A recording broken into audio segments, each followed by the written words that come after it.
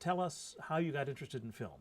Well, I was about 4 years old, and my father had taken me to visit my grandparents in Florida, and there was an ice cream parlor there, and they had a Nickelodeon at the ice cream parlor.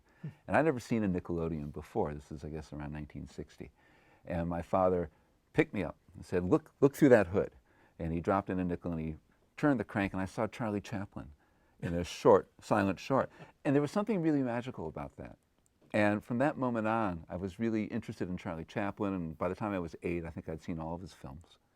And right around the same time, rooting through our attic, I found an old wind-up 8mm movie camera that my father had gotten during the Second World War, and it had fallen into disuse, and I asked him, could I use it? And he said, hell no. No, he said yes. He said, please, go ahead. So I went to the drugstore and got some film and loaded it up, and I started shooting with this film camera. You know, exposure, frame rate, what was that?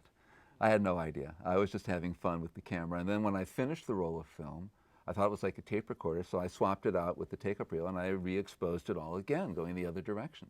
So it was all superimposed, and half of it was going backwards.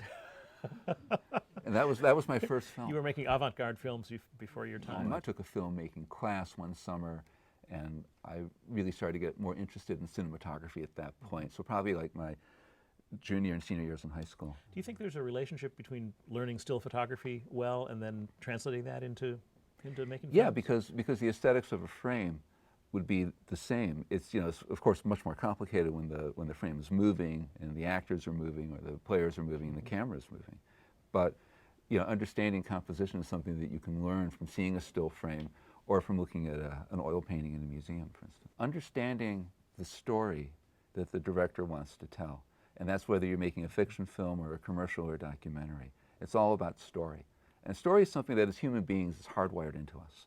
And so the director of photography's job is, first of all, to understand what that story is going in.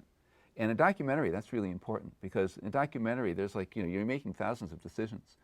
And if you don't know what's important and what isn't, you're in a really bad place to make those kinds of decisions.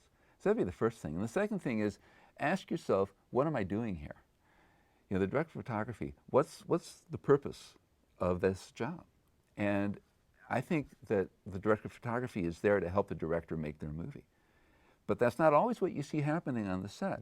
Sometimes directors of photography have a different agenda.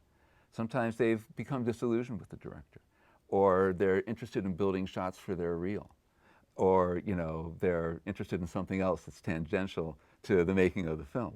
And so that time, then, I don't think they're providing a service like they could. So I think those are the two main things. So the relationship and also an aesthetic. Right. Well, they're intertwined, because you're trying to help the director make their movie. Well, to do that, you would have to understand what it was that they were trying to do, and they'd have to be able to articulate it. Sometimes directors don't articulate things very well. In that case, you're kind of on your own. You know, you're trying to, you know, grasping for it.